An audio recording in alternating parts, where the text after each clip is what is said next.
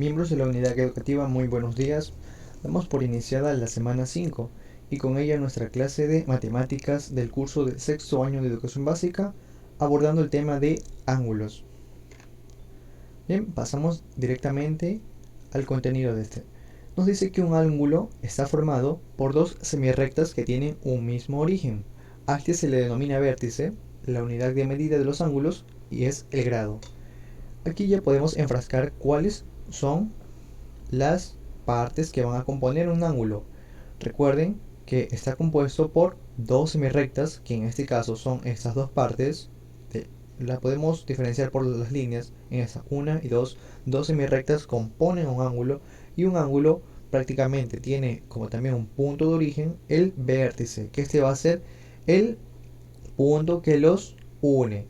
En este caso los ángulos están diseñados o están predispuestos para ser variantes, porque recuerden que los ángulos van a depender de los grados que se les vaya añadiendo, y de acuerdo a los grados que se les vaya añadiendo van a tener una clasificación. Bien, entonces en esencia lo que tenemos que tener en consideración es que el ángulo va a componerse de dos vértices, de un punto de origen llamado también aquí los vértices de las semirrectas, y de número de grados que le compongan. Bien, para nombrar un ángulo utilizamos el símbolo ángulo en esta parte de aquí, seguido del nombre del vértice o de tres de sus puntos. Al vértice se lo mencionan en un segundo lugar. En este caso, ángulo de B o ángulo de ABC, que en este caso corresponde a ser los puntos de origen de cada ángulo, que ABC en ese ejemplo. Bien, pasamos entonces a cómo vamos a ir clasificando o vamos generalizando ya el tema de los ángulos. Para darnos una referencia exacta de cómo vamos a trabajar o cuál va a ser la denominación de un ángulo que puede variar de otro, vamos a trabajar con esta guía de los ángulos. Recuerden, partimos siempre del punto de origen, que es el 0, y del 0 a la derecha del círculo va a dar la vuelta según el número de ángulos que pide, el número de grados en este caso.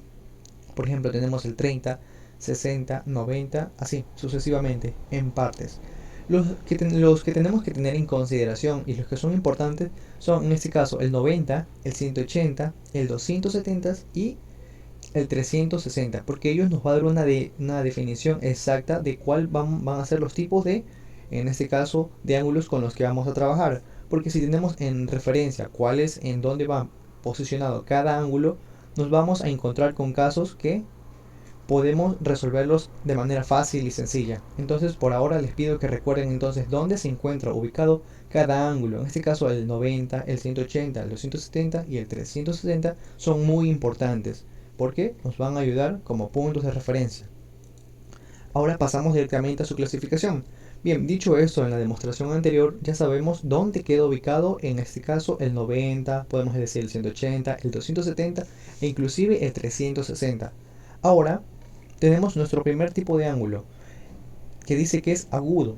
Este mide menos de 90 grados. En este caso podemos decirles que da por definición todo número o todo grado que sea menor a 90. En este caso propuesto tenemos uno de 45 grados. Seguimos con el ángulo recto. El ángulo recto está caracterizado por siempre pertenecer o siempre ir con una definición o un grado de 90. En este caso, como ustedes pueden observar en este ejemplo, está, bueno, así por definición es recto, porque siempre va a tener así, de sus vértices, de sus semirrectas, siempre van a estar en este mismo lugar, midiendo aquí 90 grados. Ahora, el ángulo obtuso por su parte nos dice que mide más de 90 grados. Esto ya corresponde de los siendo aquí de la parte de 90 grados a el 180. Tiene que estar en ese parámetro o en ese rango para hacer un ángulo obtuso. Recuerden, tiene que medir más de 90, aquí de 90 grados. Bien, pasamos al segundo, al cuarto. Bueno, el siguiente caso, el ángulo llano. En este caso va a estar caracterizado por siempre establecerse con 180 grados. Como ustedes pueden verlo, está en sus dos semirrectas están en forma horizontal. Es por ello que también se le conoce de este nombre, que es llano, que está en una sola línea. Se mantiene horizontalmente. y siempre va a estar propuesto por los 180 grados.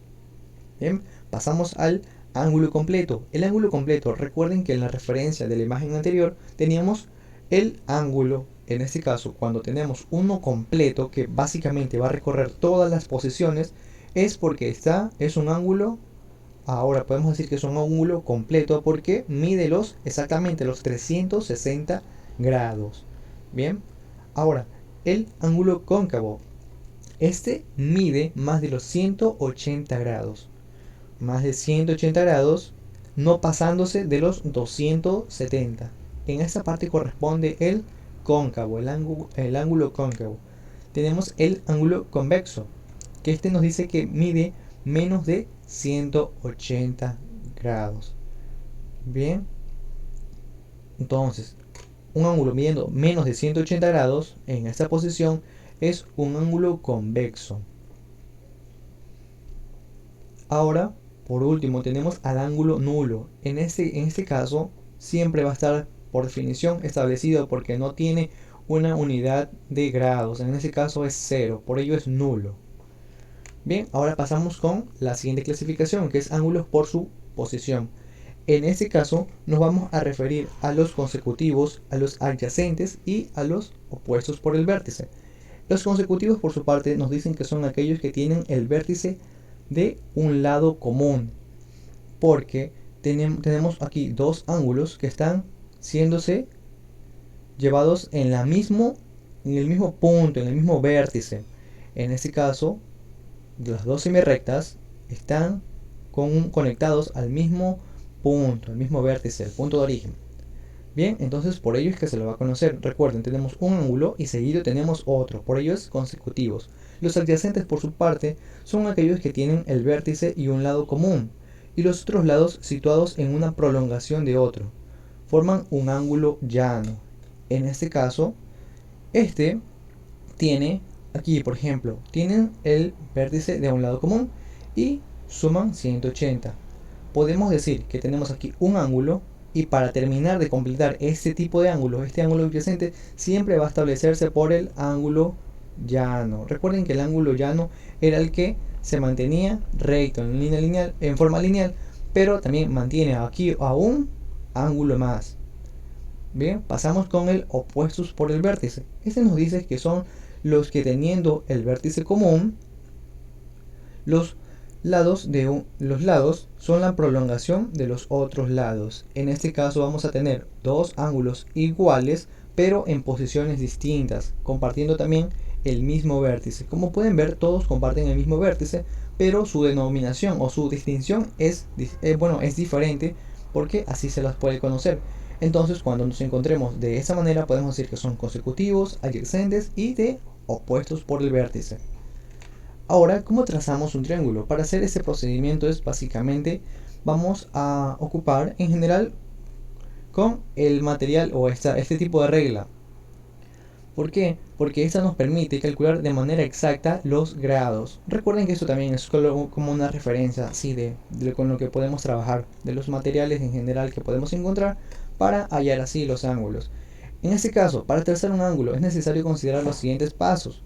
Tomar una recta, aquí una semirrecta con origen 0. En este caso pasamos aquí, marcamos una línea, este va a ser nuestra recta aquí, nuestra semirrecta, partiendo de la nada.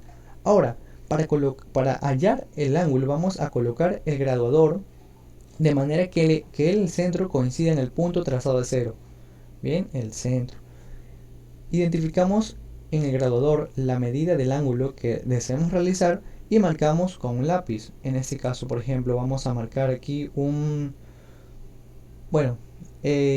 por ejemplo, aquí queremos marcar un 90 o un 100, un ángulo de 100 grados.